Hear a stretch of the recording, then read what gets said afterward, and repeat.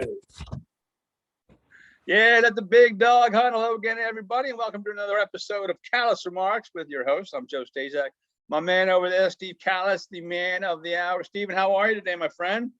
All good, Joe. Great to be with you as always. You too. Well, 12 years ago today, the Phillies won the World Series. Haven't seen or tasted a playoff sniff since, but the Braves are back, first time since '99, and they're giving Houston a run. We both liked the Braves before the series started.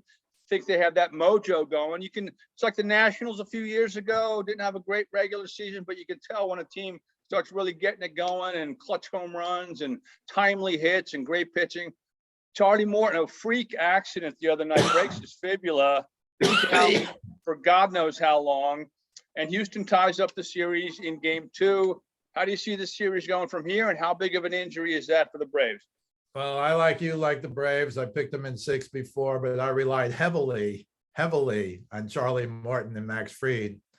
Not only does Charlie Morton get 3 more outs with a broken fibula. Yeah. I mean, incredible. I will say this, though, pitchers today and for the last 10 or 15 years, it's almost like you want to throw it so hard. You have no follow through. In the old days, you'd see the classic pitcher, he throws the ball, he follows on the lefty, he follows through with his glove. He's never going to hit this. He was falling off the mound, got hit in the leg as he was pointing sideways towards first. But it is a freak thing. And it's very sad. Bizarrely, it ricocheted right to Freddie Freeman. He gets an assist for that. That's 1-3. But I don't mean to make jokes. Charlie Morton was a big part of what they did. He didn't miss a start this year. He's 37 years old, going to be 38 soon. So if you put a gun to my head and ask me to pick now, I might pick the Astros, but I will never pick the Astros for the rest of my life because they're the cheaters. And there's like 5 or 6 guys still on that team, and it's all the main guys. They think if they win a World Series, this is going to be some kind of redemption. And, the only person I'll even be a little happy for is Dusty Baker, as we talked last week about 2002 against the Angels. With Barry Bonds, as you pointed out, he couldn't win. 2003, the Bartman game, which maybe would have got him into the World Series. Yeah. So he's been around forever, Dusty Baker's 72 years old. But Snitker's 66. He's a 40-year lifer in the Braves organization, hired by Henry Aaron in 1981. So I'm still going to stick with the Braves. What they've done since losing Acuna, which was a long time ago. Yeah.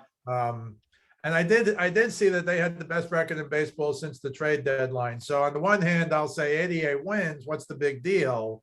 But on the other hand, once they got all those guys at the trade deadline, especially Eddie Rosario, they have had the best record in baseball. So give them credit. So I'm going to stick with the Braves. I would never pick if the Braves starting 8 couldn't start. I wouldn't pick the Astros just on principle. But it's going to be a lot harder. To the Braves' credit, they got 1 out of 2. That's what Snitker, their manager, said. Look, we got 1 out of 2 here. Now we're going home. But I don't think the Braves are going to win 3 in a row. Baseball is interesting. 2-3-2. I think it should be 2-2-1-1-1, which I think is what they do in the NBA. Yeah, they do. Because even if they win 2 out of 3, they go back to Houston up 3-2, down 3. Up 3-2, and they have to win again in Houston. That'll be tough. In Houston, right? But they've already won 1, and we talked about the 3 lefties in the Braves bullpen, and the Luke Jackson guy was good in game 1, but they had to get 6 innings plus an out or 2 outs, and that's very hard to do on their bullpen. So give Houston credit; they got out early, just like in game 2, like the Braves got out early in game 1. But I'll still go victory to the Braves and keep my fingers crossed. But obviously losing Morton is a big. I thought Morton Fried would start and pitch well in 4 games for sure. Morton left in the 3rd. Fried wasn't as good as he normally is. So that theory has gone out the window. But as we talked about, the 3 lefties are very, very tough for the Braves in the bullpen. And if Luke Jackson is good, because he wasn't good in the previous series, he was good in game 1. I think they're going to be all right. Well, we shall see. Probably we'll coronate someone by the next time we're on the air next Friday. Maybe not. But I'm a Phillies fan, but I got to admit, I'm pulling for the Braves too, just like you. Let's talk a little NFL, my friend. Last night, a hurled game. I know a lot of the country was watching, not only because it was nationally televised, but I mean, you have a team who hasn't lost a game versus a one-loss team with Aaron Rodgers. 6-point dog last night. Now we talked. I love the Packers with the points. I thought they could win the game. I couldn't believe the line dropped 3 points over a wide receiver. I mean, we're talking Aaron Rodgers getting 6 points. Did not disappoint. Back and forth, and then a crazy interception at the end of the game. It's been, I mean, this whole season has been crazy, but some really good endings, some good football, and the Packers roll on. Where would you put them in the pantheon of NFC teams? And we talked a little bit about this in pre-show, in terms of, ranking maybe the top 1 and 2 and 3 teams in the NFC. They're right up there near or at the top. I mean, you got to give them credit. What's incredible to me, and to credit to you, because you did really like them and to possibly win, which they did. But it wasn't so much that Rodgers lost his receivers, which is a big deal. I mean, Adams is incredible. And, but, somehow Rodgers gets the job done. But the fact to me that they could hold off Arizona defensively like they did. And you're right, the last play, it was so weird. AJ Green never turns around. Rasul Douglas, the old Never Eagle. Did much here. Never did much in Philly. He makes a huge play on Thursday night. He said after the game, he goes, first time in my life I won a game with an interception. Yeah, but he did. Yeah, good and job. You know what? You got to be athletic. First, you got to register the guy catch. doesn't turn around. Then it hit him in the hands, and he bobbled it, but caught it, and stayed in bounds. All credit to him. But I think if Green turns around, he kind of hits him in the right by the helmet. Almost back shoulder. And Kyler Murray, who, I don't think you should show that stuff on the field myself, but I thought he did. He did this and he fell backwards. But it was the game, win or lose the game. So on the one hand, you say, well, Arizona, to me, did not play like Arizona. Credit to the Green Bay defense, and that's what I was surprised at. Rodgers could probably do good with guys off the street, which he almost did. Look, that's my point. The other guys get paid too. They're good players. And when you have Aaron Rodgers, like having Tom Brady, he's or Gretzky out there, put your stick down. He'll hit you on the tape. I mean, it makes it easier for lesser receivers. Right. And they also rush for 150 yards. So we talk about this every week. Who's the team who really looks good? Well, you look sideways at the Packers after week 1. But after like week 3 or 4 or 5, when Aaron Rodgers, he didn't spell relax this year, but he essentially said relax. And now to get this win on the road with a better defensive effort, and Bakhtiari apparently coming back next week or the week after, the left tackle who's been gone forever, including the playoffs last year. I think they're a big factor to be reckoned with. I still think if Tampa Bay gets healthy in the secondary, I still think they're the best. And, they got 30, 35 guys with Super Bowl rings from a year ago. They still seem hungry to me, although the Rams manhandled them. There's too many teams like that. You can't really say the Rams killed the Bucs, so how could you like the Bucs? Right. Arizona's undefeated, but then Green Bay goes into Arizona and beats them. I would rank Green Bay, I'll say Tampa if healthy, Green Bay, and then it's still, Rams barely beat the Lions. It's the Joe Staszak rule, AGS, any given Sunday. But now what I thought was going to be Tampa Bay and Kansas City in the Super Bowl. There's a legit 4 or 5 teams, but I'll say it again, to me, if Tampa Bay gets healthy in the backfield, they're the best team. And I don't know if anybody's really going to stop their offense. Good point, because I agree with you on, it's Brady, and, Rodgers is obviously whatever is above a first ballot Hall of Famer. That's Aaron Rodgers. 2 NFC title games in a row. They weren't ready for San Francisco. They kind of got their doors handed to them. And then against Tampa Bay, it was a little closer. And then there was they go for the field goal instead of the touchdown. The Scotty Miller play at the end of the half, which was a one-on-one, almost, Brady's never thrown a Hail Mary. Did you know that, by the way? He said the other day on TV, one thing I want to do before I retire is throw a Hail Mary. I wouldn't exactly call that a Hail Mary. That was a straight go route, but I thought that was interesting. Anyway, that game, kind of had some factors to it, and they came up short at home. I think they have an it factor this year or something. They look really smooth, and Rodgers looks, coming off the MVP season, he looks really in control, even with some of the backups. And what will what will it take to get them over the top? Is it something that Tampa Bay has to do, or do you think they could beat them straight up at home maybe this year, Well, any given Sunday? I think maybe it's Bakhtiari coming back because, again, he was not in the playoffs last year. He was the best left tackle in football. And they said last night he might be back next week. And if he can come back and play the 7 or 8 or 9 games, he'll be ready for the playoffs. That makes them much better offensively. Defensively, I thought they played great yesterday. That freakish show, not to defend Arizona, but DeAndre Hopkins, he missed like half or more of the game. He came back in later, to his credit, and he had that incredible, boy, did he sucker the corner. I don't know if I've ever seen that, where he slowed down to make the corner. This might be a new thing when people watch the film on that, by the way. Great. He slowed down because when the corner's not looking at the quarterback, he's looking at the receiver. He slowed down knowing it was like 3 yards ahead of him.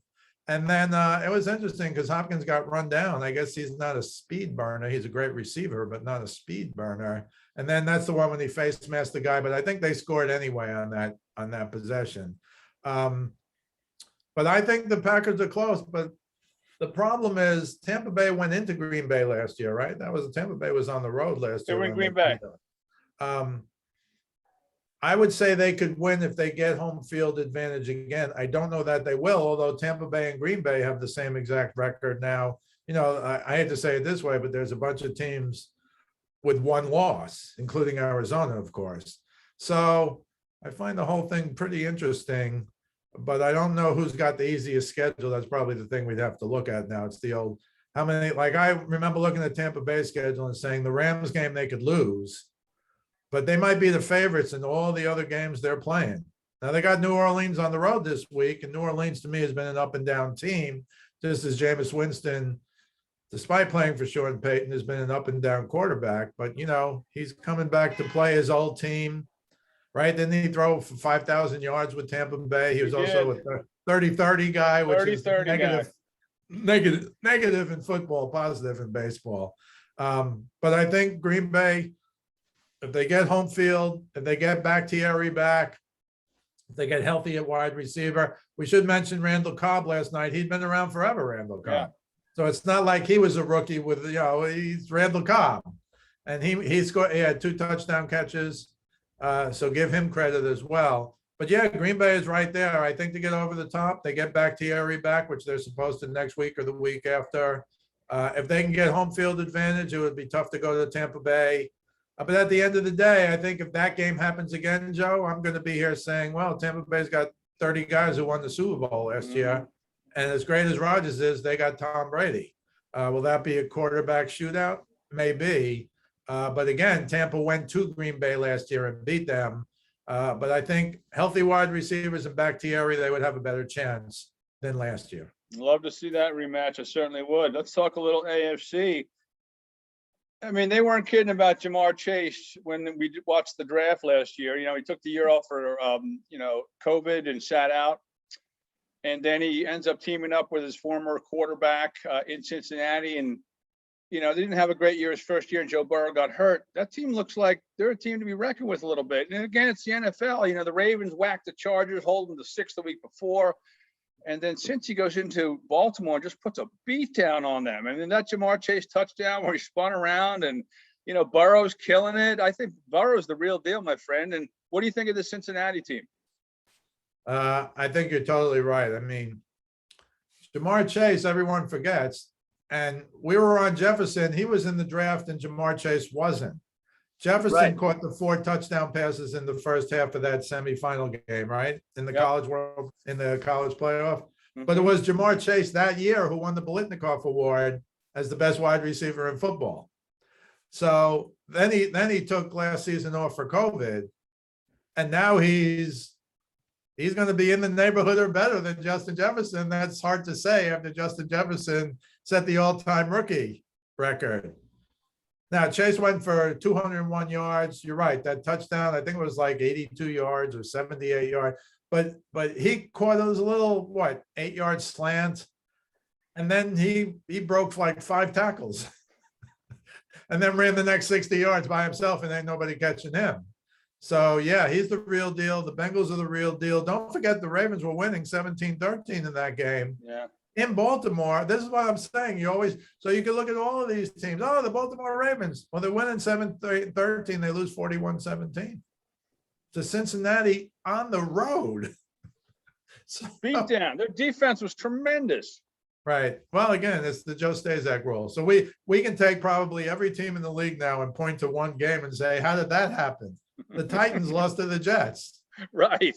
I know they had no receivers, and I'm sure we're going to talk about the Chiefs game. We're going to talk about the Chiefs, but Cincinnati's right up there with any of them. They've really turned it around. You knew they got someone real good, or I thought they did, as did you, when they got Joe Burrow. That LSU year was one of the greatest years by a quarterback in the history of college, period.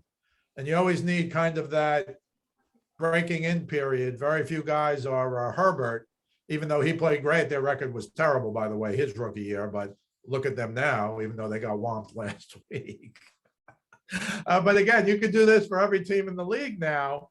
Tampa Bay manhandled by the Rams. You could do this for every team in the league. So I guess it's the old any given Sunday. It's what makes the NFL great. But yeah, Cincinnati's legit. And Baltimore, look, I was on them a couple of years ago. They let me down in the playoffs. Lamar is great during the regular season, but the test for him, to me, is always in the playoffs. But to get whomped like they got whomped by Cincinnati, and Baltimore was at home, that's pretty incredible. It was, again, it's watching these games every week and not knowing what the heck is going to happen from this week to last. It's phenomenal. That's why we wait for the playoffs. I know. That's why the NFL is a $15 billion a year conglomerate. How do you think Ryan Day feels letting Joe Burrow go to a different school at Ohio? Who's making quarterback decisions at Ohio State? Just unbelievable. And can we, by the way, maybe limit the amount of times we say Justin Jefferson on this show, because I get twitches when I hear Justin. It'll hurt you. And I'm watching Jalen Reed. What? All right, let's talk about the Chiefs. They've been, I think, a favorite every week. And yeah, I can understand early, and we jumped on them a little bit against them because they can't stop anyone. 9.5 point favorites. All right, they're playing the Giants. They're 3-4, if you can believe that, because they can't stop anyone. Can they make the playoffs? And when is this, Civ defense ever going to come together under Steve? His name escapes. Defensive coordinator, was the coordinator for the Giants. Spagnuolo. But anyway, how secure is his job? I think his job is secure. All these guys won a Super Bowl recently. Spagnuolo, historically, when he was with the Giants, they had a great defense. He's good with great defenses. I don't know how great he is with average defenses, as most coordinators are, of course. Right, sure. But what I thought of Chris Jones in the Super Bowl. You remember me before the Super Bowl saying he was going to be one of the key players. And I don't know if signing that big contract, he's played well, but not great. I don't know if signing that huge contract, which he deserved, I don't know if that's let him down a little. I think they've had some injuries in the secondary. But to me, it's as much about, shocking as this is, their offense. Mahomes, 6 interceptions last year, 9 interceptions already this year, leads the NFL in interceptions. And boy, if you could bet that somewhere, you'd be rich. Who's leading the league in interceptions after like 7 games? And in his defense, because you see a lot of these all the time in the NFL, 5 of those 9 are on tip balls. True. But I think I saw a fascinating thing on ESPN, give them credit. The Chiefs in the first half in the NFL are averaging like 5.37 yards per carry when they run it. And you know about Andy Reid as well or better than I. Andy Reid just wants to sling it, and he's got one of the best slingers ever. But there might be a movement this week against the Giants, who not only have lost Blake Martinez, their star middle linebacker, who always seems to be in the top 5 in the league in tackles, but also now have lost Jabril Peppers. He's out for the year, probably their best DB. So I think they're probably going to run it more, as hard as that'll be for Andy. But think of what that'll do to Mahomes, play action pass, if they can run it. And if you're averaging 5.37 yards per carry in the first half, with the revamped offensive line. Imagine, what they can do to the Giants, who are, I would say, good defensively, but weakened by Martinez's loss and weakened more by Jabril Peppers' loss. So I think it could be a long day. And then when you look at the game, the Giants killed Carolina, whatever that means. I know you're no Sam Darnold fan. No. And the Chiefs just get torched by Tennessee. I mean, look, you got Henry throwing touchdown passes now. That's how wacky it is in Tennessee. And I'll say it for the rest of the year. They lost to the Jets. And I know they didn't have their wide receivers, but Tennessee is up there in the mix. You're going to talk about top teams. The Chiefs, I still think they're kind of in the mix, but they're certainly in the lower end of the mix, and they got to turn it around now. And I think they will against the Giants. By the way, Danny Dimes is 0-6 in primetime in his short career. I don't know if that's really a thing, but it's probably a bigger thing that they're playing the Chiefs in Kansas City in primetime. Let's talk about those Titans a little bit, because they beat the Bills, and then they whacked the Chiefs, at least going into the season, two of the top teams in the league. Projectedly, Carson Wentz and his Colts are 2.5-point favorites this week. What do you think of that? And what do you think of the way, his numbers aren't spectacular, but I think he's only thrown, one interception this year. And he doesn't have too many touchdowns or yards, but after the 1-4 start, they're now, I think, 3-4, and he's been playing ball. It seems like his timing, his rhythm's a little better under the auspices of Frank Reich. I mean, anything's better than last year, but why 2.5 points? Is Vegas telling us something there? Am I supposed to listen to that? Well, we talked about it before the game. I kind of like the Colts outright to win that game last week, and they did a good job. Wentz is playing well. I still think he's taking too many chances. There was one particular run to me where he went around the right side and kind of dove head first. And I was like, that's the exact play. He got hurt with the Eagles running into the end zone. So I don't know if he's learned, but he is playing well. The Colts do have a good defense. This Jonathan Taylor, I think, is a sleeper. He's not going to beat out Derrick Henry, but I think he's second in the league in rushing. And he was a load at Wisconsin. He was great. People forget how great he was in college. And I think now he's transferred that to the NFL.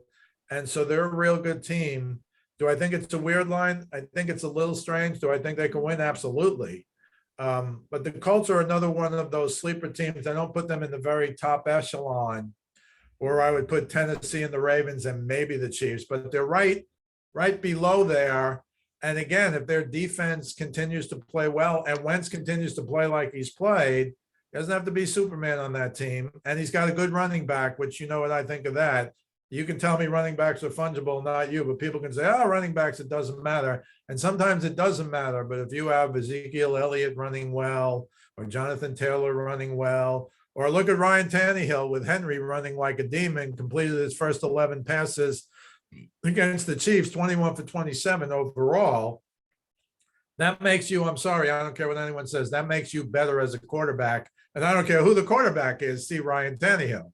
So I think the Colts are up and coming. I think maybe it took Frank Reich and Wentz maybe 3, 4, 5 weeks. He had all those injuries at the beginning. Yeah, the ankle injuries, yeah. Right. Then he made that miracle recovery. Didn't he sprain both ankles? Sprained both of them in one game, yeah. That's hard to do. But now he seems healthy. He's playing well. They're a tough team. I think they're a playoff team. They'll be a tough out if they make the playoffs, but I think they're good. I think they're another, there are a lot of really good teams.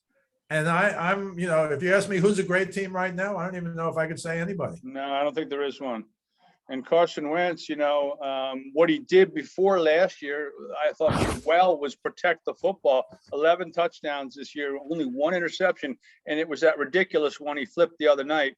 And I like the fact that he did that and then forgot about it and played pretty well in the rain in San Francisco. That's one of the worst interceptions I've ever seen.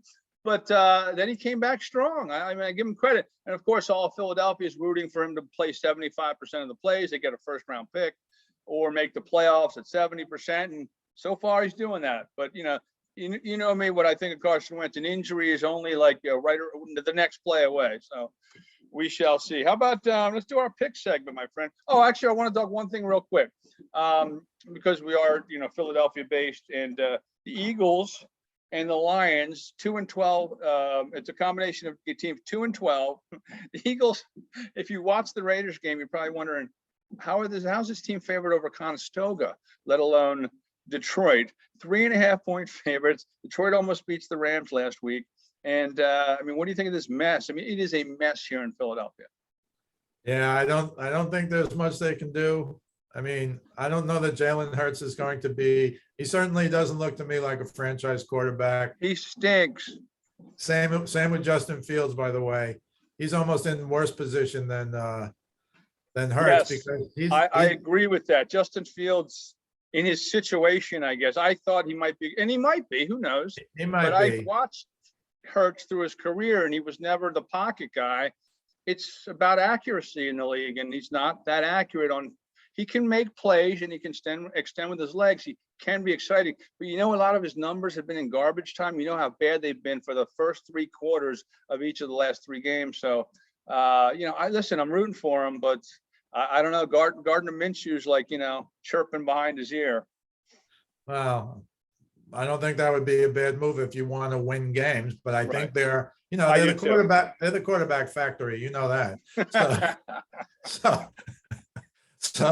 So I think they want, they're all in on him, and they'll probably even throw this season away to see if he can really do it. They did it based on 4 games last year. They gave him the starting job. So I think they're in trouble. Their defense has been holding up fairly well, I'll say. And the only thing I'll say about being favored over Detroit at Detroit is Detroit was so psyched to beat the Rams because it was the quarterback trade. And the Detroit pulled out all the stops. They're not going to onside kick, I don't think, against the Eagles. They're not going to go for it 4th and 7 and throw a pass when they're up 7-0. So, give them credit, give Detroit credit, but I wonder if there's going to be a letdown. Although they do play hard for Campbell. You got to love Campbell. He wears his heart on his sleeve. I don't know how long he's going to last. I don't know if they're going to win more than 2 games or if they're going to win 1 game for that matter. But you're right. They do play hard. And they might, if they're going to get a win, it might be this week, Joe. So let's go to picks. I got 4 this week. I was only 1-2 last week. But I got Cincinnati -10 at the Jets. Now I'm a little worried because CJ Mosley's coming back for the Jets. I told you they were worthless without him last week, and they lost, 54-13 to the Patriots. But I think Cincinnati is for real, so I like them. I'm picking the 49ers on the road at Chicago -4. I think Chicago's almost in give-up mode. Their defense is always the same. They play great, and then I think at some point they go, we don't have a damn quarterback. And guess what? Right now, they don't have a damn quarterback. I don't think they're bringing Andy Dalton in, although if they want to make the playoffs, they probably should. Well, they have a Super Bowl MVP sitting back there in the number 3 spot. Who's got a statue, just in a different town. Guys with statues should play while they're still playing. But that's just should be a rule. If you have a statue out outside of one of the stadium, you're a starter. It's in his contract. It's in his contract. So I'll take the 49ers -4 at Chicago. I got Tampa Bay -4.5 at New Orleans. It's more about New Orleans being so up and down. They barely beat Seattle. Now Seattle had Geno Smith at quarterback. Tampa has somebody a little better. And also I'm going to take the Chiefs. I got 9.5 today at Kansas City over the Giants. Again, you look at the Giants, they beat Carolina 25-3. You look at the Chiefs, they got slaughtered by Tennessee. But I think they're going to turn it around and start to explode. So I got the Bengals, the 49ers, the Bucs, and the Chiefs. How about you? I think if my bookkeeping is not always accurate. I had Tennessee +4.5 over the Chiefs. They whacked them. I had the Patriots as you did. I believe I had the Raiders because they were given 3. That line actually dropped. The Eagles were a favorite going into that game. I don't know if it was Darren Waller when they announced he was out, but I couldn't understand. This week I have the Lions. I'm sorry. Anytime the Eagles on the road, they shouldn't be a favorite over anybody. So I like home dogs. I'm going to take Indy. I think that line's a little goofy, so I'll play my rule. And I'm taking the Bengals. I think they could roll again. I'm taking them minus the 10, 9.5, 10.5, whatever that may be. So we shall see. You got 4 picks. I got 3 picks. Let's hope for some success this weekend, my friend. Before we roll, a couple more things. Let's talk a little basketball first. Sixers, in my opinion, I said this last year, I never thought they were going to do much in terms of, I thought they'd make it to the conference finals when I saw they were playing Atlanta, but I never thought they were a championship team. I think were flawed. Now they're majorly flawed without Ben Simmons in this whole ridiculousness that he's here, he's hurt, he's not here, he's mental health issues. And they got beat by the Knicks like for the first time in 15 games the other night. How bad are they? How much long can Joel Embiid have to, have the team on its back? Other than Joel Embiid, okay, my guy, what's his name? Who I think is Tobias Harris shouldn't be a max player. He was because of circumstance. He's okay. Other than that, to me, they're extremely flawed. I'm not sure about Doc Rivers. I've seen him, not challenging calls that Durant charge. He had an opportunity to challenge, may have won, may have not have won, but he blows the 3 games to 1. He blows the playoff series to Atlanta. He's blown 3 games to 1 leads before. I'm not sure where Doc is, where I am on Doc. I was on him before he came here, but I just think the team's kind of a mess. I think you're totally right. He's well respected, but I think, I hate to say it this way, but to me, it all depends on Ben Simmons' mental health. He comes back, they're a pretty good team. They're a playoff team. They're not a championship team. I still don't know if when Rivers said last year, well, if you keep doing the same thing over again, we're not going to get any better. I don't know if that was a smack at Simmons. I don't know if he's taking 12-foot jump shots in the gym somewhere. We always go back to Barkley last year. Oh, yeah, Simmons better start shooting from the outside now, so he'll be ready for the playoffs. And it was like he was a rookie. You want to go, Charles, how many years this guy's been in the league? And so, if anything, he went the other way. You talked about the dunk last week that he wouldn't take in the playoffs last year, which cost them big time. But at least when he comes back, and it's a mental health thing, this is kind of the new thing. I'm not knocking the tennis players and all this stuff. This is the thing.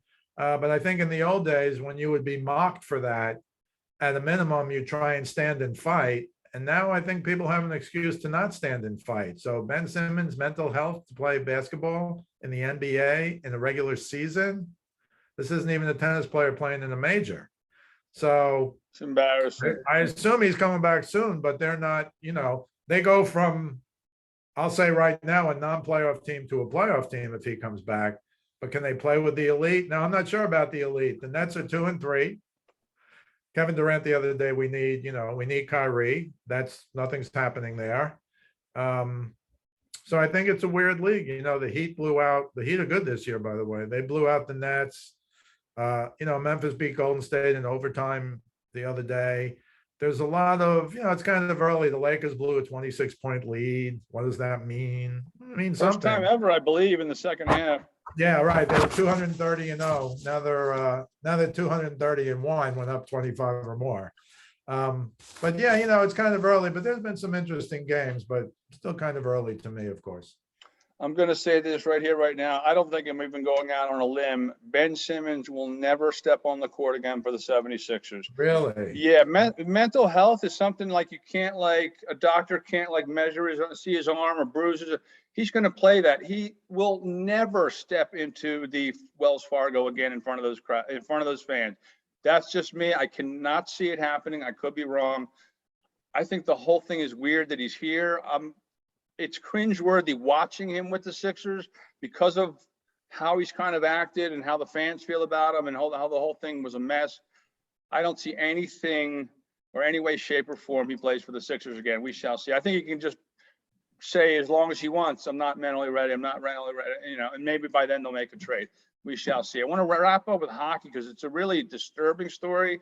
And it ends up with Joe Quenville from the Florida Panthers resigning recently over the Kyle Beach situation, which kind of like John Gruden happened a long time ago. What do you make of that? And what do you make of that whole situation? Well, again, kind of incredible, like with Gruden. This happened in 2010. Kyle Beach was the 11th pick in the draft for the Blackhawks. By the way, I never played a minute in the NHL. And if you saw him talk in the last couple of days, Seems to me the guy's still scarred, but he was sexually assaulted by a video coach, and they showed the video coach holding the Stanley Cup that the Blackhawks won that year. But Kyle Beach reported it. Nothing was done. The damning thing, because Joel Quenville, Florida's undefeated this year. They're Yes. 7-0. Quenville was the coach of the Blackhawks then, is the coach of the Panthers now until yesterday. Yeah. And supposedly Quenville claimed that he knew nothing about it till this past summer. Stan Bowman, who was the GM at the time, who also has resigned. I think he was still the GM of the Blackhawks, right? I thought he resigned. Did he not? Yeah. And so Stan Bowman said that Quenville told Bowman back in 2010 that winning the Stanley Cup is more important than any sexual assault. And once Bowman told that to the law firm that's doing the independent investigation, and that became public knowledge, Bettman had him come into the office, and Quenville, who coached the game after this broke, simply resigned. They were like, you can't be here anymore. And maybe they said, do you want to be pushed or do you want to jump? So he jumped. But again, just like with Gruden, these things happened 10, 11 years ago. I thought in today's society, there's no way these things could be swept under the carpet. Although Kyle Beach put out a statement after all of this, I'm glad this is happening. I'm glad this is happening. The Blackhawks are still trying to demean me in court. So there is some kind of court case going on, but it's just a horrific thing. We don't talk much about male on male sexual assault, but of course it does happen. And this guy, again, if you see him talk, and you'll see him talk if you watch any sports shows today, he seems like he's scarred for life. And again, never played a minute. Played a lot in the minors, never played a minute in the NHL. Very sad story.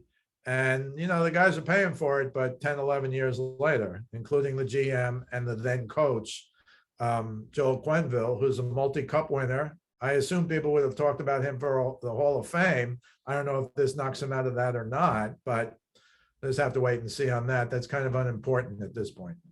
Very disturbing story. Apparently, John Tortorella is the lead candidate for the Florida Panther job. He is as certifiable as anyone I know, but he's a good coach, and I would definitely hire him. Hey, great job again, as usual, my friend. You can check out Steve's stuff every day on his Facebook forum page. Speaking of sports with Steve Kallas, you can also check out his videos on westchestercountypost.com, on YouTube. This podcast is on YouTube every week. We usually tape Friday mornings. So you can follow me on Twitter at JoeStaszak4799. And you can also follow this on my Twitter account and my Facebook page. Steve, great job as usual, my friend. We'll catch you this weekend. Always a pleasure, Joe. All right. Thanks, folks. God bless. Be safe and enjoy the game. We'll talk to you soon.